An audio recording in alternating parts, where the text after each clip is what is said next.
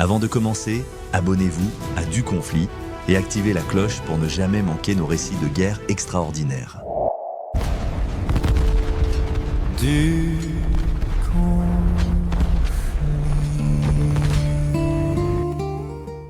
Réservoir en papier, l'arme secrète qui a changé la guerre aérienne. Le 3 mars 1944, en Angleterre orientale, le lieutenant William Overstreet serre son crayon pendant qu'il écrit à sa bien-aimée en Virginie. Sa main tremble légèrement, non pas de peur mais d'épuisement. Demain, nous allons accomplir quelque chose que tout le monde disait impossible. Voler jusqu'à Berlin et revenir dans un chasseur monoplace. Les officiers supérieurs n'arrêtaient pas de nous dire que c'était irréalisable.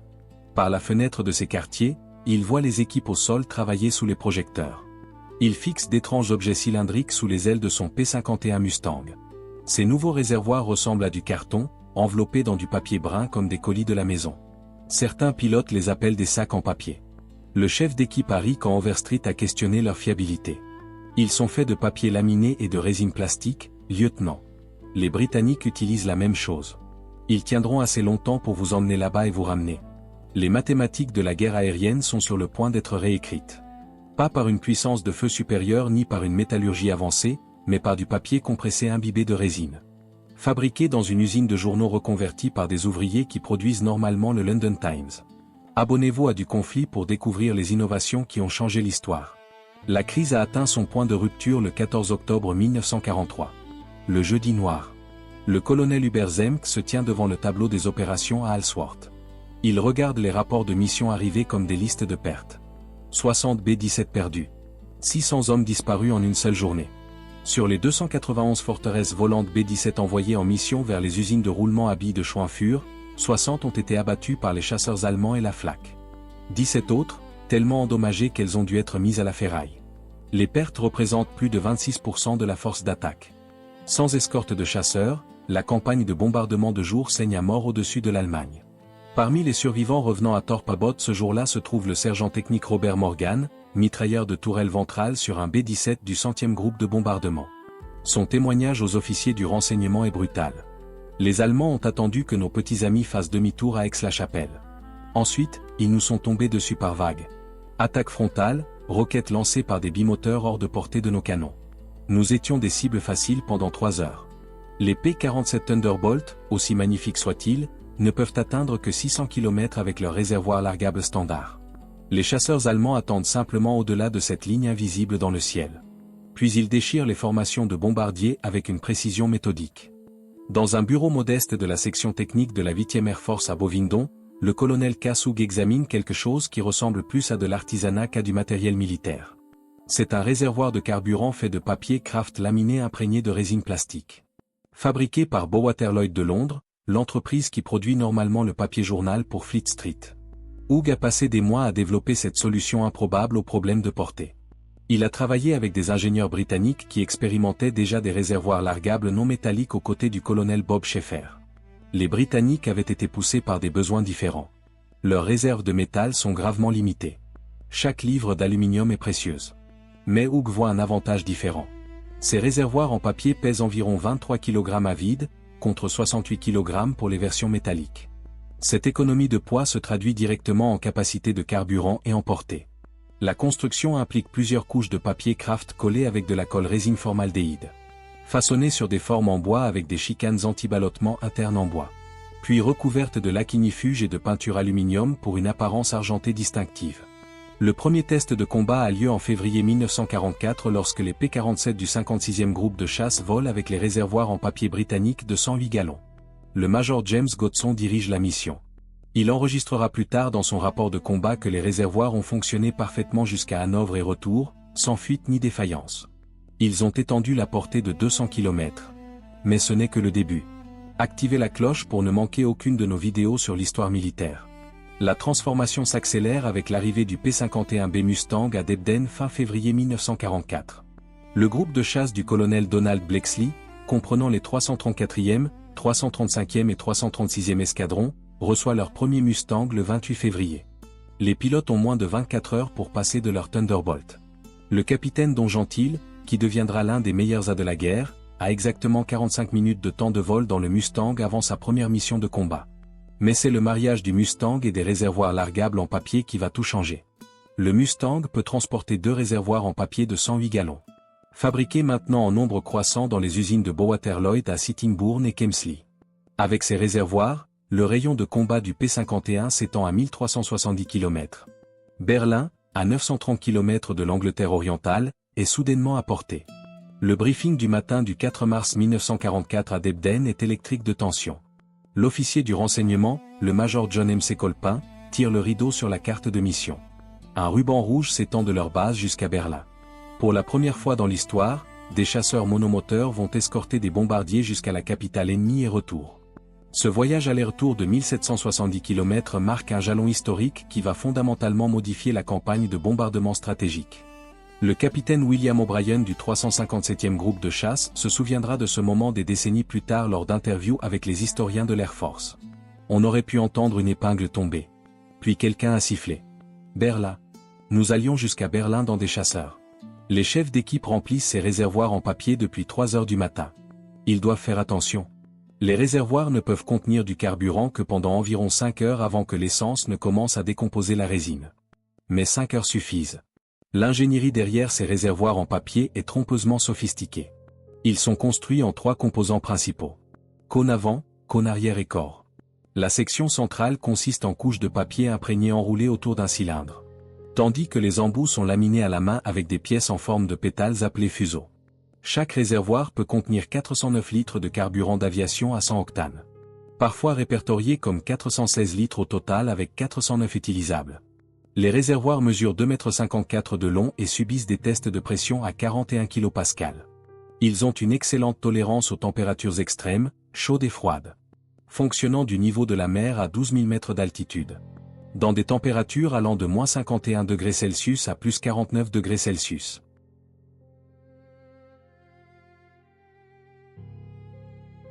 Les travailleurs de Bowater Lloyd, dont beaucoup sont des femmes qui travaillaient auparavant dans l'industrie du journal, produisent ces réservoirs en nombre croissant. Avec la production dans d'autres installations, y compris la fabrication distribuée dans les maisons et ateliers britanniques. Au cours de 1944, l'établissement aéronautique américain reste sceptique même si les opérations de combat prouvent l'efficacité des réservoirs. Les experts techniques de Wright Field déclarent que les réservoirs en papier sont absolument infaisables et ne feront pas le travail pour lequel ils sont destinés. Cependant, au moment où cette évaluation atteint l'Angleterre, la 8e Air Force a déjà utilisé plus de 15 000 réservoirs en papier sans une seule défaillance attribuable à la construction du réservoir. La réponse du colonel Hughes est typiquement directe. Il continue de pousser la production en avant, sachant que les résultats de combat parlent plus fort que les évaluations de laboratoire. Le scepticisme de Wright Field devient non pertinent face aux succès opérationnels. Partagez cette vidéo pour faire connaître cette innovation oubliée de la Seconde Guerre mondiale. La première mission d'escorte vers Berlin le 4 mars voit les P-51 Mustang et les P-47 Thunderbolt accompagner plus de 700 bombardiers lourds vers la capitale nazie. À la tête des Mustangs se trouve le colonel Blexley, dont le briefing de prémission à ses pilotes est enregistré par l'officier du renseignement, le capitaine John Slater. Ces réservoirs en papier vous emmèneront là-bas et vous ramèneront. Quand vous atteignez le point initial, larguez-les et engagez tous les chasseurs ennemis. Rappelez-vous qu'avec ces réservoirs, nous possédons le ciel jusqu'à Berlin. La mission n'est pas sans perte. Le 4e groupe de chasse perd le lieutenant Alan Banquet, abattu par la flak près de Brandebourg. Mais l'impact psychologique des deux côtés est profond. Le pilote de la Luftwaffe, Oberleutnant Heinz Knock, volant avec le Jacques Geschwader 11, enregistre dans son journal cette nuit-là son choc de voir des chasseurs américains au-dessus de Berlin. Il note que leurs renseignements avaient insisté sur le fait que c'était impossible et que tout ce qu'on leur avait dit était faux. Pour les équipages de bombardiers, la vue des Mustangs au-dessus de Berlin est transformatrice. Le mitrailleur de tourelle ventrale, le sergent Dal Rice du 100e groupe de bombardement, témoignera plus tard lors de débriefings officiels. En approchant du point initial, il a vu des P-51 à 9000 mètres avec des traînées de condensation. L'un d'eux a balancé ses ailes en passant au-dessus d'eux. Il pouvait voir les réservoirs largables sous les ailes. L'impact est immédiat et dramatique. Le 6 mars, lorsque les bombardiers retournent à Berlin avec escorte Mustang, les interceptions de la Luftwaffe diminuent considérablement. Le major Walter Nowotny, l'un des meilleurs d'Allemagne avec 258 victoires, rapporte au commandement de la Luftwaffe que les Américains ont résolu le problème de portée et que leur avantage tactique est perdu. La chaîne de production des réservoirs largables en papier illustre la coopération industrielle et l'innovation alliée. Bowater Lloyd, qui produisaient 60% du papier journal britannique avant la guerre, convertit des parties de leurs installations à Sittingbourne et Kemsley à la production de réservoirs. L'expérience de l'entreprise en laminage de papier et leur accès aux matières premières les rendent idéales pour ce travail. Le papier Kraft provient de journaux recyclés et de matériaux d'emballage. Tandis que la colle résine formaldéhyde est produite dans les usines d'Imperial Chemical Industries en utilisant des matériaux qui ne sont pas en concurrence avec d'autres priorités de guerre. L'ensemble du processus de production, de la matière première au réservoir fini, prend environ 72 heures. Une production supplémentaire provient de la fabrication distribuée à travers la Grande-Bretagne, avec des travailleurs dans des ateliers à domicile contribuant à l'effort de guerre. Les réservoirs sont enveloppés dans du papier brun épais pour l'expédition et peuvent être transportés efficacement. Beaucoup plus de réservoirs en papier peuvent tenir dans un avion de transport que de réservoirs métalliques. Le sergent-chef Donald Maney du 357e groupe de chasse, responsable de la logistique des réservoirs largables à Leston, a conservé des registres détaillés qui ont survécu à la guerre. Son équipe commence le travail à 2 heures du matin les jours de mission, déballant les réservoirs, vérifiant les joints et les montant sur les pylônes d'avion. Le système de montage est élégamment simple. Les réservoirs se fixent au crochet de bombe standard avec un mécanisme à libération rapide. Un tiré sur un levier dans le cockpit largue les 2 réservoirs simultanément. Essentiel pour les manœuvres de combat. Le système d'alimentation en carburant utilise la plomberie existante de l'avion avec des clapets anti-retour empêchant la perte de carburant lorsque les réservoirs sont largués. La limitation critique est que la colle résorcinol se dissout lentement des effets solvants du carburant, causant des fuites en quelques heures. Ce qui en fait des articles strictement à usage unique qui doivent être remplis immédiatement avant le décollage. En mai 1944, l'impact de l'escorte de chasseurs à longue portée est mesurable en chiffres brutaux. Avant l'introduction d'une escorte efficace à longue portée, la 8e Air Force a subi des pertes catastrophiques. Octobre 1943 a vu des taux de perte mensuels d'environ 7,6%, avec des missions individuelles comme le Jeudi Noir atteignant 20,6%. Une fois que les P-51 avec réservoir largable ont commencé des missions d'escorte régulières, le taux de perte global de la campagne est tombé entre 1,5 et 2,2%. Cette réduction dramatique a sauvé des milliers de vies d'équipages aériens et a rendu la campagne de bombardement stratégique durable. Commentez pour nous dire ce que vous pensez de cette innovation extraordinaire. L'analyse technique par les ingénieurs de République Aviation révèle des avantages inattendus des réservoirs en papier au-delà des économies de poids. Ils ont une meilleure aérodynamique que les réservoirs métalliques, créant moins de traînées. Ils sont également moins susceptibles d'exploser lorsqu'ils sont touchés par des tirs ennemis. La construction en papier et résine se déchire plutôt que de se fragmenter. Les réservoirs sont partiellement biodégradables, se décomposant en quelques mois lorsqu'ils sont laissés dans les champs ou les forêts. Contrairement aux réservoirs métalliques qui deviennent des dangers permanents pour l'agriculture. Le lieutenant-colonel John Meyer, qui terminera la guerre avec 24 victoires aériennes, vole la mission du 6 mars vers Berlin. Son rapport de combat, conservé aux archives nationales, fournit une perspective détaillée de pilote sur la performance du réservoir en papier en altitude. Il décolle à 10h45 avec 2 réservoirs en papier de 108 gallons. Il connaît un transfert de carburant parfait tout au long du vol. Il largue les réservoirs à 13h47 près de Wittenberg lorsqu'il est surpris par des Focke-Wulf 190. Il s'engage immédiatement après le largage. La différence de poids après avoir largué les réservoirs améliore considérablement les performances de l'avion. Il abat un Focke-Wulf 190, en endommage un autre et retourne à la base avec 170 litres restants. Sans ces réservoirs en papier, note-t-il, ils auraient fait demi-tour à Brunswick. L'impact stratégique s'étend au-delà de la simple protection des bombardiers. Avec une portée étendue, les chasseurs américains peuvent mener des balayages de chasseurs profondément en Allemagne, attaquant des aérodromes, des gares de triage et des cibles d'opportunité. Le colonel Hubb Zemck, commandant le 56e groupe de chasse, effectue une analyse tactique en mai 1944. Il conclut que la portée étendue fournie par les réservoirs en papier britanniques a fondamentalement modifié la guerre aérienne, leur permettant de saisir complètement l'initiative. La réponse allemande à l'avantage de portée alliée est documentée dans les dossiers capturés après la guerre. Un rapport de renseignement technique de Messerschmitt âgé daté du 15 mai 1944 reconnaît que l'ennemi utilise des réservoirs de carburant jetables de construction révolutionnaire avec du papier laminé et de l'imprégnation de résine phénolique. Ils ont tenté de dupliquer cette technologie mais manquaient de l'infrastructure industrielle pour la production de masse. La tentative allemande de copier la technologie des réservoirs en papier a échoué non par manque de connaissances techniques mais en raison de problèmes systémiques dans leur économie de guerre. Ils manquaient de capacité de production de papier. La plupart des papeteries allemandes ont été converties pour produire des cartes militaires et de la documentation. Les matériaux de résine étaient prioritaires pour la construction d'avions. Plus important encore, il manquait du modèle de fabrication distribué qui rendait la production alliée si résiliente. Les hauts dirigeants de la Luftwaffe ont immédiatement compris les implications. Lors d'interrogatoires d'après-guerre, des officiers de haut rang de la Luftwaffe reconnaissent l'impact stratégique des chasseurs à longue portée.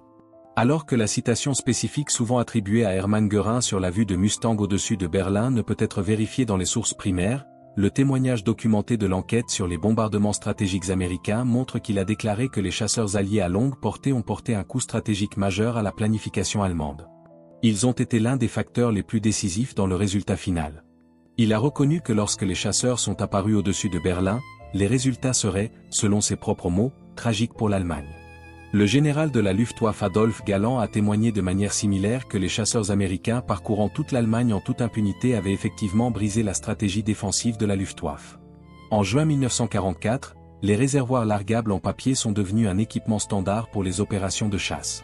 Le sergent James Patterson, quartier-maître à Duxford, tient des registres logistiques montrant que les réservoirs en papier nécessitent 1/10 de l'espace d'expédition des réservoirs métalliques lorsqu'ils sont transportés de l'usine à l'aérodrome. Un seul avion de transport C-47 peut transporter des centaines de réservoirs en papier aplati contre 40 réservoirs métalliques. Cette efficacité signifie que les aérodromes avancés en France après le jour J peuvent être approvisionnés par air. Maintenant le tempo opérationnel même lorsque les lignes d'approvisionnement terrestres sont étirées. L'impact environnemental, bien que n'étant pas une considération à l'époque, a été documenté par les agriculteurs français après la guerre. Les réservoirs métalliques qui jonchaient les champs tuaient le bétail, endommageaient les charrues et nécessitaient un nettoyage extensif durant des années. Les réservoirs en papier se dissolvaient sous la pluie pendant l'hiver, ne laissant que des raccords métalliques pouvant être vendus pour la ferraille. Le capitaine Donald Bryan du 352e groupe de chasse a connu l'une des rares défaillances de réservoirs le 18 juillet 1944. Le seul cas documenté dans son escadron. Le réservoir bâbord a développé une fuite à 7600 mètres au-dessus de Hanovre, perdant environ la moitié du carburant avant qu'il ne puisse le couper. Il est quand même rentré à la maison avec du carburant à revendre du réservoir tribord, démontrant la redondance intégrée dans le système. Les améliorations techniques se sont poursuivies tout au long de 1944. Les réservoirs en papier de deuxième génération comportaient des formulations de résine améliorées. Elles ont prolongé le temps de stockage du carburant de 5 heures à 12 heures, permettant la préparation pré-mission la nuit précédente et réduisant la charge de travail des équipes au sol pendant les heures critiques avant l'aube. Les réservoirs ont également reçu un meilleur traitement par temps froid, empêchant le gel de la conduite de carburant à haute altitude. Likez cette vidéo si vous appréciez nos contenus historiques détaillés. L'invasion du jour J, le 6 juin 1944, a mis en valeur la transformation complète que les réservoirs largables avaient permise. Les chasseurs bombardiers avec réservoirs largables en papier ont parcouru de grandes distances à l'intérieur des terres, perturbant les renforts allemands à des centaines de kilomètres des plages. Le capitaine Robert Johnson du 56e groupe de chasse a volé 3 missions le jour J. Chaque fois avec des réservoirs largables en papier, lui permettant de rester au-dessus du champ de bataille pendant des périodes prolongées. La capacité de fournir une couverture de chasseurs continue au-dessus des plages d'invasion et profondément en France s'est avérée cruciale pour le succès de l'opération Overlord. Les statistiques de production de mi-1944 montrent l'ampleur de l'opération. Les usines britanniques produisent des milliers de réservoirs largables en papier par mois, avec Bowater Lloyd comme fabricant principal complété par d'autres installations. L'ensemble de la force de chasseurs alliés en Europe du Nord peut être équipé de réservoirs neufs pour chaque mission. La production de réservoirs métalliques, en comparaison, reste limitée par la disponibilité de l'aluminium et nécessite des ressources critiques nécessaires pour la production d'avions. Le colonel Francis Gabreski, meilleur du théâtre européen avec 28 victoires, a effectué sa mission la plus réussie le 5 juillet 1944 en utilisant des réservoirs largables en papier. Dirigeant le 61e escadron de chasse vers Magdebourg, il abat 3 Messerschmitt Bf-109 après avoir largué ses réservoirs près de Brandebourg. Son rapport post-action note une performance parfaite du réservoir à 9000 mètres malgré des températures de -40°C. Largage propre lorsqu'il est surpris par des chasseurs ennemis. Et amélioration critique du taux de montée après le largage. En septembre 1944, la force de chasseurs de jour de la Luftwaffe est effectivement brisée. Le général Galland rapporte à Hitler que les chasseurs américains parcourent toute l'Allemagne en toute impunité. L'escorte à longue portée n'a pas seulement protégé les bombardiers, mais s'est engagée dans la destruction systématique de la Luftwaffe par des balayages agressifs de chasseurs. Les programmes de formation des pilotes allemands, forcés d'opérer depuis des terrains dispersés pour éviter les attaques, produisent des pilotes avec moins de 50 heures de temps de vol. contre 400 heures pour les pilotes américains. Le sous-lieutenant Urban Drew du 361e groupe de chasse a accompli un exploit remarquable le 7 octobre 1944. Volant avec 2 réservoirs en papier de 108 gallons, il escorte des bombardiers vers Pölitz près de la frontière polonaise. Un aller-retour de 2250 km. Après avoir largué ses réservoirs, il abat 2 Messerschmitt 262 à réaction, devenant l'un des premiers pilotes à abattre les chasseurs révolutionnaires allemands. L'efficacité de la logistique des réservoirs en papier est devenue cruciale pendant la bataille des Ardennes en décembre 1944. Avec des aérodromes avancés construits à la hâte et des lignes d'approvisionnement tendues, les réservoirs en papier léger et compact pouvaient être livrés par des avions légers ou même par largage en parachute.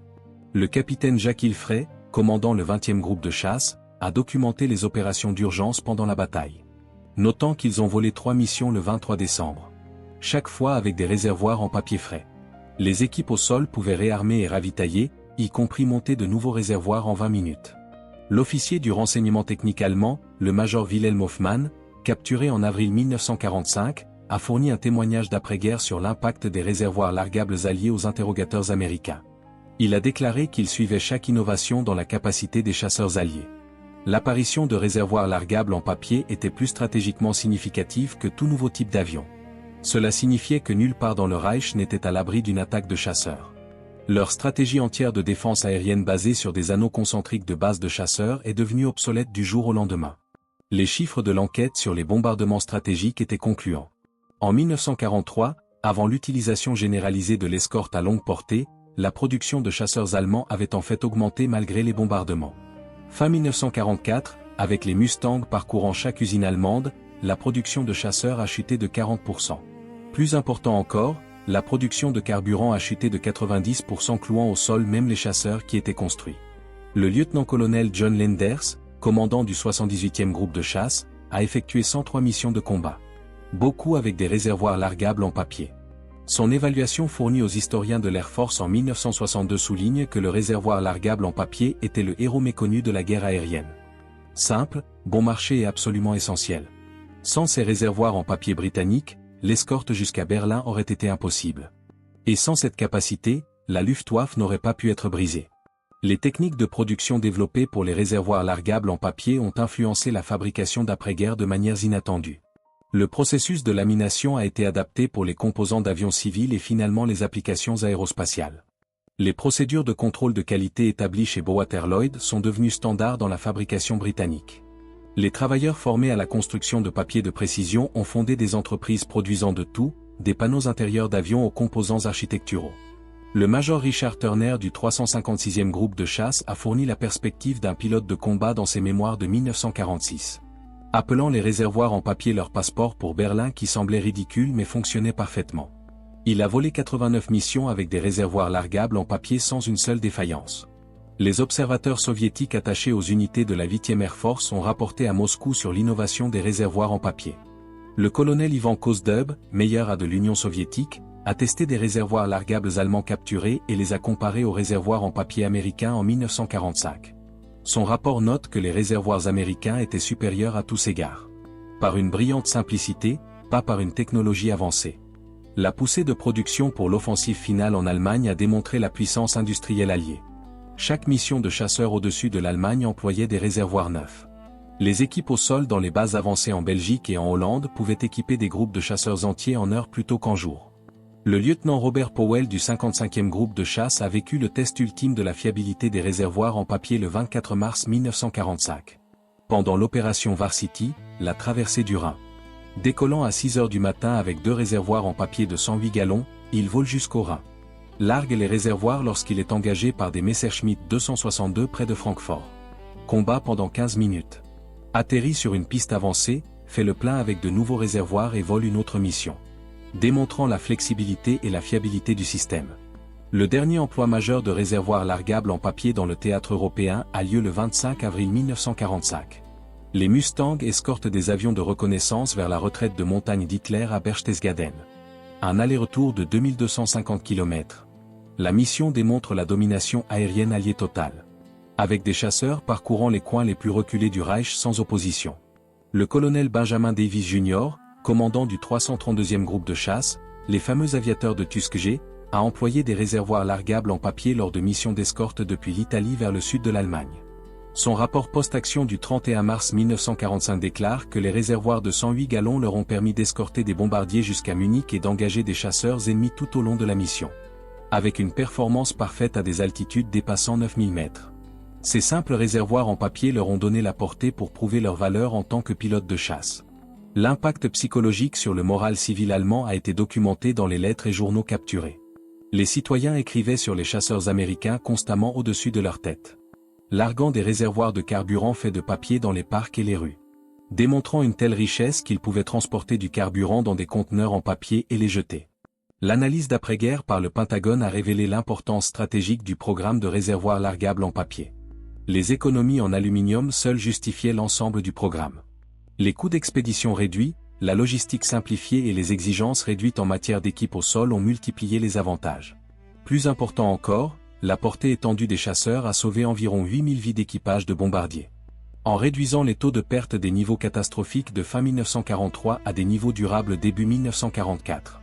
Le maréchal de l'air en chef Arthur Harris, commandant du Bombay Command de la RAF, initialement sceptique quant au bombardement de jour, a reconnu dans ses mémoires que la réalisation américaine d'étendre la portée des chasseurs par des réservoirs jetables a validé leur concept stratégique entier. Le général James Doolittle, commandant de la 8e Air Force, a fourni l'évaluation stratégique dans son rapport final.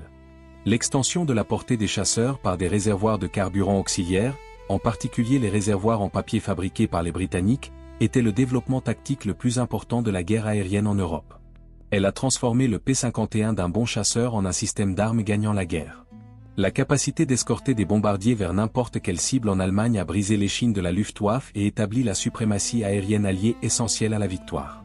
Rejoignez notre communauté en vous abonnant à Du Conflit pour plus d'histoires fascinantes. La dimension humaine de l'histoire des réservoirs en papier s'étend aux milliers de travailleurs qui les ont fabriqués. À l'installation de Sittingbourne, les travailleurs de production, dont 70% sont des femmes, opèrent en 3 équipes pour répondre à la demande. Elles savent que chaque réservoir qu'elles construisent signifie que les équipages aériens alliés peuvent voler plus loin et rentrer chez eux plus en sécurité. Les spécifications techniques atteintes sont remarquables pour des dispositifs aussi apparemment simples. Chaque réservoir de 409 litres peut résister à 3 jets d'accélération lorsqu'il est plein. 9 jets lorsqu'il est vide. Il fonctionne parfaitement dans des plages de température et d'altitude extrêmes. Le taux de transfert de carburant correspond au système de réservoirs internes, fournissant une transition transparente pendant le combat. Tout cela à partir de papier compressé et de résine plastique. Des matériaux disponibles dans n'importe quelle nation industrialisée, mais combinés avec une innovation et une capacité de production anglo-américaines uniques. Le concepteur d'avions allemand Willy Messerschmitt, interrogé après la guerre, a admis qu'il connaissait les réservoirs auxiliaires et les utilisait. Mais ils n'ont jamais imaginé la production de masse de réservoirs jetables à partir de matériaux non stratégiques. Les Américains et les Britanniques ont transformé un problème logistique en un avantage de production. L'influence sur la doctrine militaire a été profonde et durable. L'United States Air Force a incorporé l'escorte de chasseurs à longue portée comme principe fondamental, influençant la conception des avions pendant la guerre froide et au-delà. Le concept de composants jetables pour étendre les capacités est devenu standard. Des réservoirs de carburant aux nacelles de capteurs en passant par les pylônes d'armes. Le réservoir en papier a prouvé que l'innovation ne nécessitait pas de matériaux exotiques ou de technologies révolutionnaires. Juste une application créative des ressources existantes. Le lieutenant-général William Kepner, commandant du 8e commandement de chasse, a résumé l'impact dans son témoignage au Congrès en 1946. Le réservoir largable en papier nous a donné la supériorité aérienne sur l'Europe. Sans lui, nos bombardiers auraient continué à subir des pertes prohibitives. Sans lui, nos chasseurs n'auraient pas pu chasser la Luftwaffe jusqu'à l'extinction. Sans lui, le jour J aurait pu échouer. L'héritage environnemental était significatif, bien que non apprécié à l'époque. Le total d'environ 15 000 réservoirs en papier largués au-dessus de l'Europe pendant la guerre s'est biodégradé en quelques mois. Contrairement aux réservoirs métalliques qui sont devenus des dangers permanents. Les rapports agricoles français de 1946 n'ont montré aucune contamination durable des sols par les réservoirs en papier. Alors que les zones jonchées de réservoirs métalliques nécessitaient un nettoyage extensif durant jusque dans les années 1950. Les innovations de contrôle de qualité développées pour la production de réservoirs en papier ont influencé les normes de fabrication dans le monde entier. L'exigence d'une fiabilité complète dans un produit jetable a conduit au développement du contrôle statistique des processus, adopté dans toutes les industries. Le concept que des solutions simples et suffisamment bonnes pouvaient surpasser des alternatives surconçues a réduit les coûts tout en maintenant la fiabilité.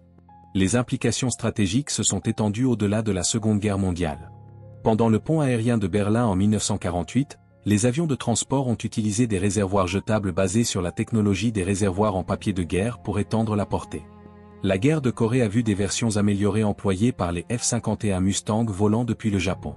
La technologie a évolué vers des matériaux composites modernes. Mais le concept fondamental d'extension de portée jetable légère est resté inchangé. La dernière utilisation au combat de réservoirs largables en papier pendant la Seconde Guerre mondiale a eu lieu le 7 mai 1945. Un jour avant le jour de la victoire en Europe. Lorsque les Mustangs du 357e groupe de chasse ont effectué une patrouille finale au-dessus de la Tchécoslovaquie. Le lieutenant Robert Foy, effectuant sa 89e mission, a enregistré avoir transporté 2 réservoirs en papier de 108 gallons jusqu'à Prague et retour. Les larguant au-dessus d'un champ d'agriculteurs près de Pilsen. Les réunions d'anciens combattants au fil des décennies ont inclus des chefs d'équipe et des pilotes partageant des histoires de réservoirs en papier. Lors du rassemblement du 50e anniversaire en 1995 à Duxford, l'ancien général de la Luftwaffe Adolphe Galland a rencontré des pilotes de chasse américains. Lorsqu'on lui a demandé quel était le tournant de la guerre aérienne, Galland a pointé vers un réservoir en papier exposé. L'appelant la chose simple qui signifiait qu'il ne pouvait jamais être en sécurité. Jamais se reposer. Jamais reconstruire. Elle a amené la guerre aérienne à leur porte chaque jour jusqu'à ce qu'il n'ait plus rien à faire voler. La simplicité technologique masquait une compréhension sophistiquée de la science des matériaux, de l'aérodynamique et de l'ingénierie de production. Chaque réservoir représentait des milliers de décisions sur les matériaux, la construction, les tests et le contrôle de qualité. Le succès est venu de prendre toutes ces décisions correctement, puis de les exécuter à une échelle sans précédent. Le capitaine Lewis Kurt du 3e groupe de commandos aériens, qui a piloté des Mustangs dans les théâtres européens et pacifiques, a comparé l'impact dans différentes zones de combat. Notant que la même solution simple fonctionnait dans l'humidité du Pacifique comme dans le froid européen. Démontrant une bonne ingénierie qui transcendait les exigences spécifiques du théâtre. L'héritage a vécu de manières inattendues. La technologie de résine phénolique développée pour la construction de réservoirs est devenue la base des premiers circuits imprimés dans la révolution électronique.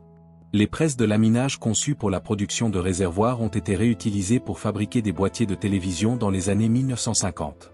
Les travailleurs formés à la construction de papier de précision ont fondé des entreprises produisant de tout. Des panneaux intérieurs d'avions aux composants architecturaux. Le commandant d'escadre Peter Broders, chef de chasse de la RAF, a observé les opérations américaines avec des réservoirs largables en papier. Il a rapporté que les Américains abordaient la guerre comme un problème commercial. Achetant de la portée au gallon dans des conteneurs jetables.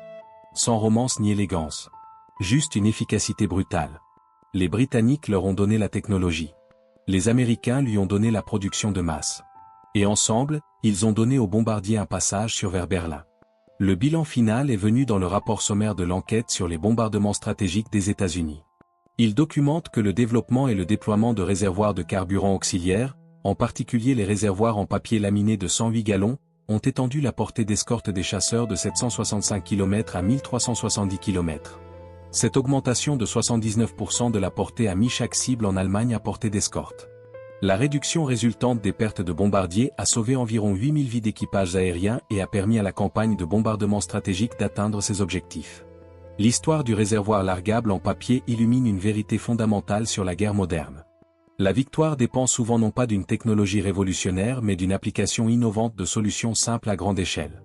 Une entreprise papetière britannique, des avions de chasse américains et du papier compressé imbibé de résine plastique se sont combinés pour briser la Luftwaffe et assurer la suprématie aérienne alliée. La production totale en temps de guerre d'environ 15 000 réservoirs largables en papier, rejetés comme infaisable par les experts, s'est avérée décisive pour obtenir la supériorité aérienne sur l'Allemagne. Chaque réservoir qui a fonctionné parfaitement représentait une vie sauvée. Une mission accomplie. Un pas de plus vers la victoire. Les bombardiers pouvaient enfin atteindre leur cible avec protection. Les chasseurs pouvaient enfin combattre là où l'ennemi vivait. Et la guerre dans les airs a été gagnée non pas par des avions supérieurs seuls, mais par une portée supérieure. Fournie par des réservoirs en papier jetable qui ressemblaient à rien de plus que des tubes en carton surdimensionnés. Mais portaient en eux le carburant de la victoire. L'innovation est née de la nécessité lorsque le métal était rare et que les bombardiers mouraient. L'ingéniosité britannique a rencontré la capacité industrielle américaine. Créant une solution si simple qu'elle semblait impossible. Du papier et de la résine. des entreprises de journaux et des avions de chasse. Convergent pour résoudre l'un des défis les plus critiques de la guerre. Lorsque le lieutenant William Overstreet a survolé Berlin le 4 mars 1944 avec des réservoirs en papier sous ses ailes, il portait avec lui l'aboutissement de mois de développement, de tests et de production. Par des milliers de travailleurs qui ne verraient jamais le combat. Mais dont la contribution s'est avérée aussi vitale que toute victoire militaire. L'histoire du réservoir largable en papier témoigne du pouvoir de l'innovation pratique sur l'ingénierie complexe. Prouvant que parfois la meilleure solution n'est pas la plus avancée mais la plus réalisable à grande échelle quand cela compte. Abonnez-vous à Du Conflit et activez les notifications pour découvrir d'autres innovations oubliées qui ont changé l'histoire. Partagez cette vidéo avec vos amis passionnés d'histoire militaire. Dites-nous en commentaire quelle innovation de guerre vous fascine le plus.